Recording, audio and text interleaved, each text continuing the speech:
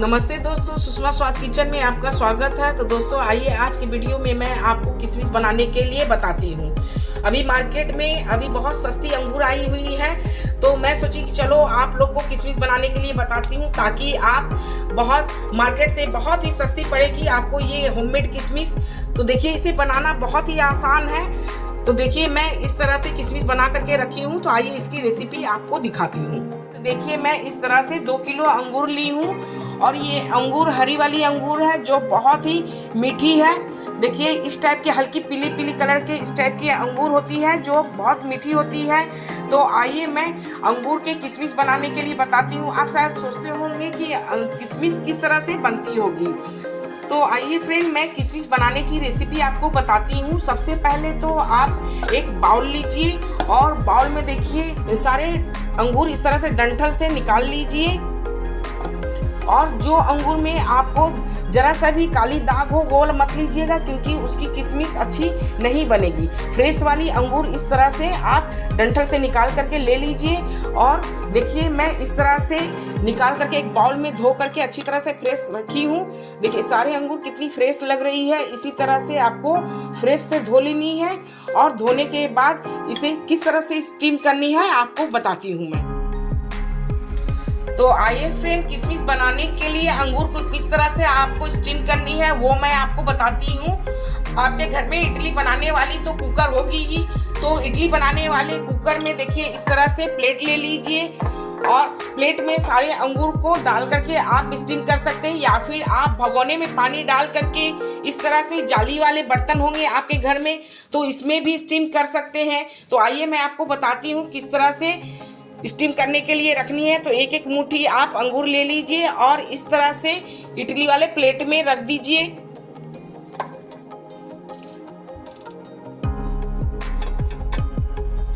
तो देखिए फ्रेंड, मैं इडली वाले प्लेट में इस तरह से अंगूर रख दी हूँ। देखिए इस तरह से ही आपको रखनी है। देखिए तो सारे प्लेट में मैं इस तरह से रख दी हूँ, और बचे हुए अंगूर मैं देखिए इस तरह से जालीदार बर्तन में मैं रखी हूँ, क्योंकि मैं भगोने में भी आपको स्टीम करके दिखाऊंगी। तो आइए गैस की तरफ चलते हैं। तो देखिए फ्रेंड, मैं गैस पर इडली वाले कुकर चढ़ा दी हूँ, और इसमें 1 गिलास पानी डाल दी हूँ। जिस तरह से देखिए पानी की बॉयल हो गई है। अब मैं इडली की इस तरह से प्लेट बैठा देती हूँ।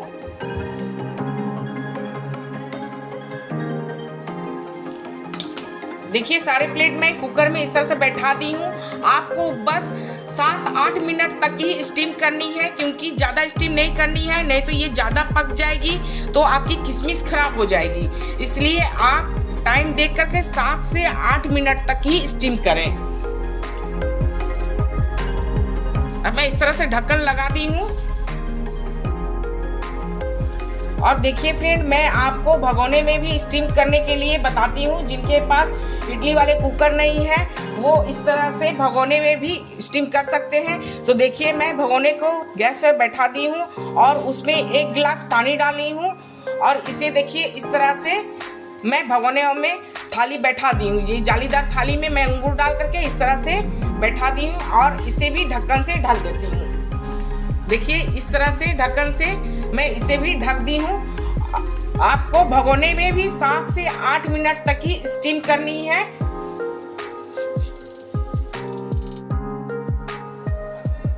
तो देखिए मैं खोल करके ढक्कन चेक कर लेती हूँ। देखिए कलर बिल्कुल चेंज हो गई है, और देखिए इस तरह से अंगूर में भी देखिए झुर्रियाँ आ गई है। तो अब गैस को मैं बंद करके प्लेट को नीचे उतार लेती हूँ। तो देखिए फ्रेंड, मेरे सारे अंगूर इस तरह से स्टीम हो गई है, और इसकी कलर देखिए चेंज हो गई है, और अंगूर के ऊपर वाले स्किन है जो देखिए कैसे झुर्रियाँ जैसी हो गई, मतलब स्किन इसकी मुड़ सी गई है। अब मैं इन्हें धूप में डाल दूंगी, या पंखा के नीचे आप डाल सकते हैं, या हल्की धूप में डालिए तो किशमिश आपकी बनेगी तो ज़्यादा दिन तक टिकेगी। तो आइए मैं इसे एक कॉटन कपड़ा पर आपको डाल करके दिखाती हूँ। तो देखिए फ्रेंड, मैं धूप में एक कॉटन कपड़ा इस तरह से फैला दी हूँ, और कॉटन कपड़ा पर मैं इस तरह से सारे अंगूर को इस तरह से देखिए डाल देती हूँ। स्टीम की हुई अंगूर को डाल रही हूँ। आपको इसी तरह से 2 दिन तक सुखानी है, और शाम को अगर धूप हट जाए तो इसे उठा करके पंखे के नीचे रख दीजिएगा। मैं सारी स्टीम की हुई अंगूर को इस तरह से फैलाती हूँ धूप में। अब मैं एक पतले कपड़े से इसके ऊपर से ढक देती हूँ। पतले कपड़े से ढकने से क्या होगी कि आपको स्टीम की हुई जो अंगूर है थोड़ी गीली गीली है, इस पर कोई डस्ट आपको नहीं लगेगी और आपकी किशमिश बहुत अच्छी फ्रेश वाली किशमिश बनेगी। तो देखिए मैं इस तरह से पतले कपड़े से ढक देती हूँ। इससे क्या होगी, आपकी धूप भी लग रही है और डस्ट वगैरह भी नहीं आएगी और बहुत अच्छी सी किशमिश आपकी बन जाएगी। तो देखिए फ्रेंड, मैं इस तरह से स्टीम की हुई अंगूर को मैं धूप में पूरे दिन सुखाई हूँ। मैं इवनिंग तक इसमें पूरी धूप लगाई हूँ। तो देखिए इस तरह से बनी है। इसमें अभी भी थोड़ी सी मॉइस्चर है, अब पूरी तरह से ड्राई नहीं हुई है। तो कल एक बार फिर से मैं इसे पूरे दिन धूप में लगाऊंगी तो ये किशमिश बिल्कुल रेडी हो जाएगी। जैसे कि देखिए आप देख रहे होंगे अभी भी इसमें मॉइस्चर लग रही है। देखिए मैं आपको तोड़कर भी दिखा रही हूँ। देखिए अब मैं जब कल इसमें धूप लगाऊंगी तो ये पूरी तरह से ड्राई हो जाएगी। तो मैं कल फिर आपको दिखाऊंगी कि पूरी तरह ड्राई होने के बाद आपकी किशमिश परफेक्ट किशमिश बन गई है। तो लीजिए फ्रेंड, मेरी किशमिश बिल्कुल रेडी हो चुकी है। मैं हल्के धूप में 2 दिन तक इसमें धूप लगाई हूँ। तो देखिए मेरे होममेड किशमिश कितनी अच्छी लग रही है दिखने में। बहुत अच्छी किशमिश तैयार हुई है। आप भी इस किशमिश को, जैसे कि देखिए मेरे अंगूर बड़े छोटे दोनों साइज के थे, तो देखिए मैं बड़े छोटे मेरे दोनों साइज के किशमिश बनी है। देखिए कुछ दाने लंबी है और कुछ छोटी है इस तरह से, लेकिन किशमिश मेरी बहुत अच्छी तैयार हुई है। आप भी इस तरह से किशमिश बना करके आप कंटेनर में, देखिए इस तरह के कंटेनर में भर करके आप 1 साल तक इसे रख करके यूज कर सकते हैं।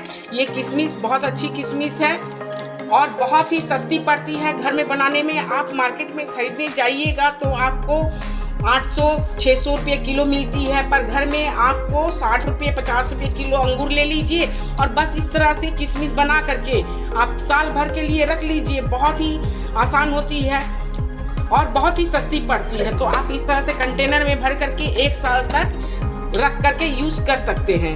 तो दोस्तों आप मेरे वीडियो को देखिए और मेरे चैनल को लाइक कीजिए, शेयर कीजिए, सब्सक्राइब कीजिए और मुझे कमेंट में भी ज़रूर बताइएगा कि आपको ये मेरी होममेड किशमिश कैसी लगी देखने में।